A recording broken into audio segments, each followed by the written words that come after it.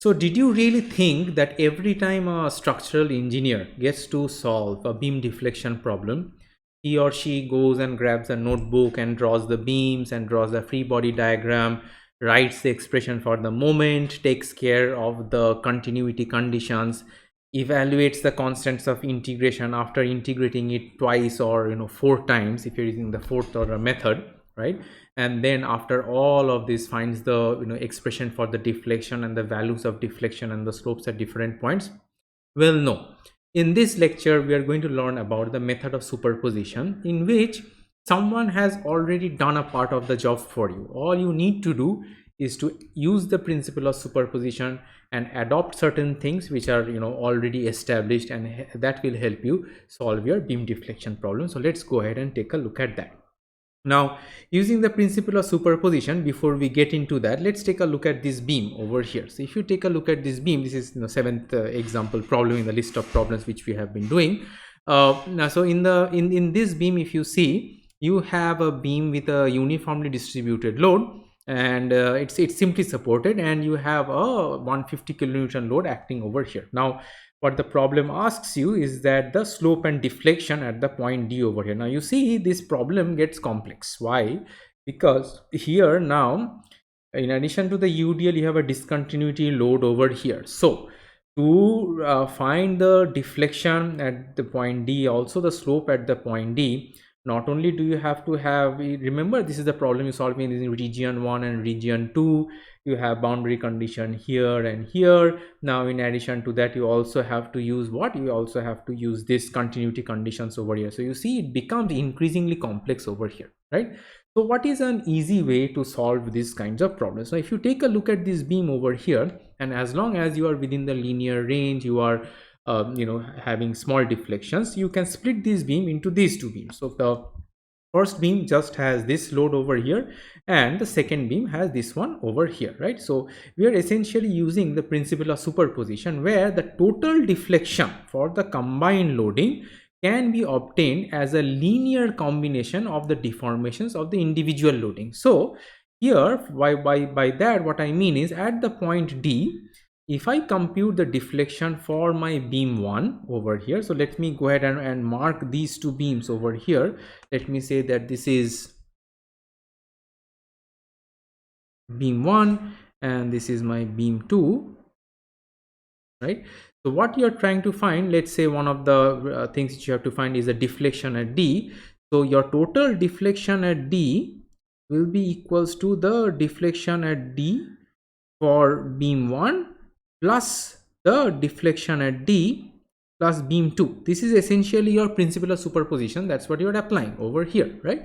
So you are finding the total deformation or the total slope as a consequence of these two things over here. Now imagine if you have more number of loads, how many different beams you have to keep on splitting over here. And now you can go ahead and, using the second order method, you can evaluate the delta dB1 over here, second order method for this one over here. But now if you have more number of loads, if you have to go on keep on doing the second order method over here. But now, so this process, and you will love it, this process is facilitated by the use of certain tables which are found in textbooks. So if you look at any of the recommended textbooks for our course, you will see that in that, this is what it says over here, that this process is often facilitated by deflection table. So if you see at any standard textbook, take a pick any of the recommended textbooks which is in this course, and if you go to the back side where you have the appendix and some of the standard tables and so on, you will often see a table like this. So what this essentially gives you, let's maybe pick one of them and see. For example, let's maybe go back to the previous one and see which one we can pick. Let's say this one over here. So what we have is a simply supported beam with a point load at a certain distance, not at the center, at a certain distance. Now let's go back and look at the table. So if you see this table, let's pick that out. Okay, so you have one case over here where you have a simply supported beam with a load P at a certain distance, not at half. At half also you have a separate one. All this is a more general case over here. At a certain distance, it gives you the elastic curve, how it looks like, right? It gives you where the maximum deflection occurs. It gives you the slopes at the ends, that is at theta A and theta B. So what are the slopes?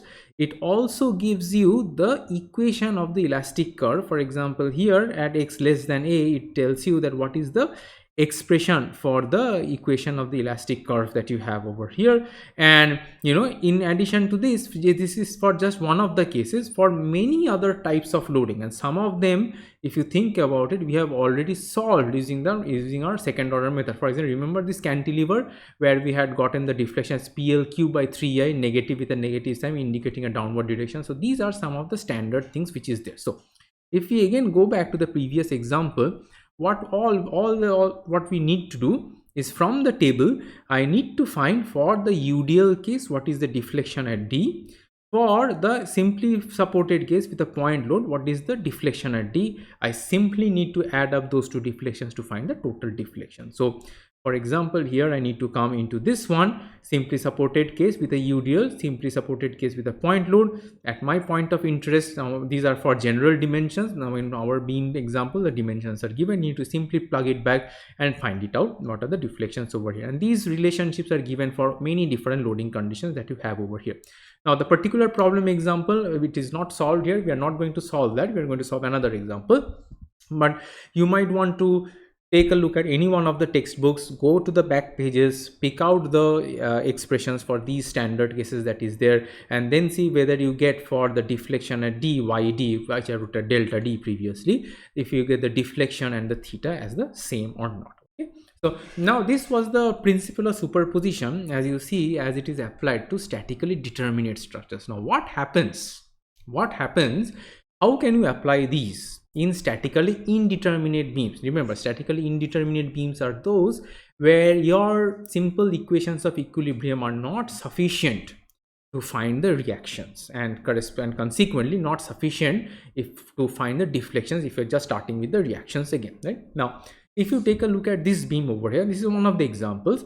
This is a statically indeterminate beam with 1 degree of indeterminacy, because we know that here is going to be one reaction here, one moment here, another vertical reaction here. So one you will have from the, even if you use the equations of equilibrium, there will be one unknown reaction that will be there. So degree of determinacy 1. So you need to choose one redundant. So let me go ahead and maybe mark it with a pen, because this is important. You need to choose a redundant. Now there are, in a beam, in a statically indeterminate, there are different ways you can choose a redundant. You can choose different forces or moments as redundants over here. Now as one of the cases, you can choose this RB as a redundant. So now you see, you can boil this down to your one of the standard cases. So if you take a look at this beam and if you apply the principle of superposition, how do we do this? We can have a cantilever beam with a uniformly distributed load and a cantilever beam with a point load. Simply something like this over here. You have a cantilever beam with a uniformly distributed load and a cantilever beam with the point load. Now we are going to, what will be our principle of superposition, or how are we going to solve this? Now you see here at this point B, in the original beam at this point B, you cannot possibly have any deflection. That is, y at B must be equals to 0. So now since I have taken this one here, for this case I can calculate that what will be the y of B due to the uniformly distributed load from our standard tables. You can do it with the second order method also, but why waste effort? Let's if you take a look at the standard table, you will have a case where we have the uniformly distributed load across the cantilever. I will show you, which is this case, this guy over here, right? In this case, you have a uniformly distributed load across a cantilever, and the other one is a tip load, but only the load is acting vertically up. As you see over here, yeah, you see the load is acting vertically up over here.